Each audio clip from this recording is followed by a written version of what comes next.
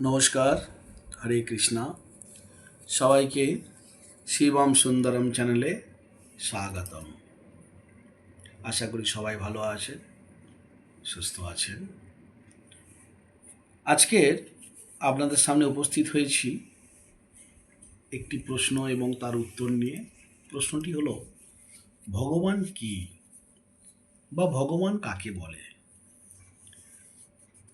ভগবানের এই সংজ্ঞা নিয়ে আপনাদের সামনে উপস্থিত হয়েছি এবং সেই সংজ্ঞা বা উত্তর আপনাদের সঙ্গে আমি শেয়ার করতে চলেছি।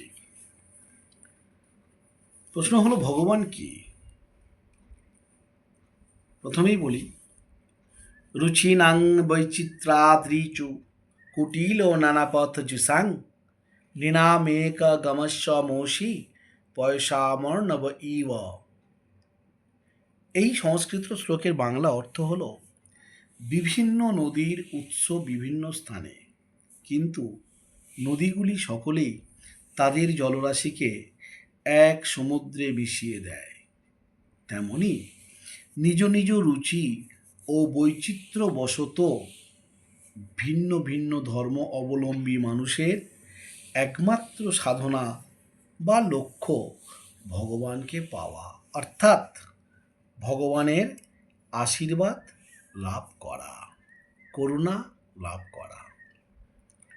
ভগবান কাকে বলা হয়?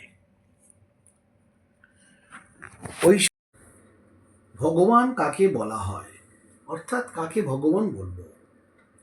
ঐশ্বর্যস্য সমগ্রস্য বীর্যস্য যশস্য প্রিয় জ্ঞান বৈরাগ্যশ্চৈব সন্ন্যাং ভগ ইতিঙ্গনা। অর্থাৎ যিনি সমগ্র ঐশ্বর্যের অধিকারী, যিনি সমস্ত শক্তির অধিকারী, যিনি সমস্ত খ্যাতি বা প্রশংসার অধিকারী এবং যার মধ্যে জ্ঞান, বৈরাগ্য ও সৌন্দর্য এই 6টি গুণ আছে, তিনিই ভগবান। আরও বলতে পারি, উৎপত্তিং চ বিনাশঞ্চ ভূতানাম অগতিম গতিম বেত্তি বিদ্বাম অবিদ্যঞ্চ স বাচ্চ ভগবান ইতি।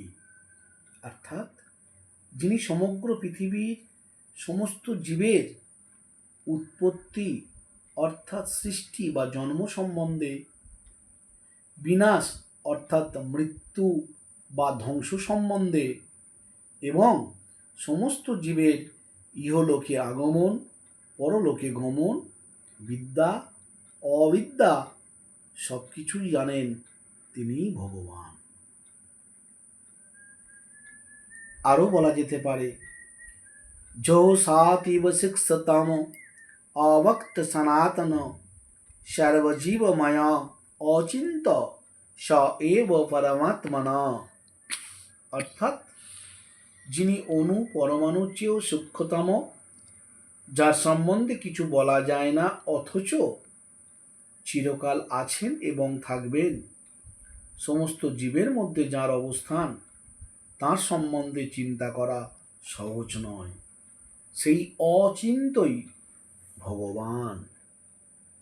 এক কথায় ভগবান অবাং মানস গোচর, যাকে মুখে ব্যাখ্যা করা যায় না, যাকে দৃষ্টিগোচর করা যায় না, যার অস্তিত্ব হৃদয় দিয়ে উপলব্ধি করতে হয়। নমস্কার, আজ আমি এই পর্যন্তই আলোচনা করলাম। আমার আলোচনা আপনাদের ভালো লাগলে লাইক করবেন, শেয়ার করবেন, কমেন্ট করবেন আর চ্যানেলটিকে সাবস্ক্রাইব করবেন। ভালো থাকুন, সুস্থ থাকুন। জয় রাধে, জয় শ্রীকৃষ্ণ।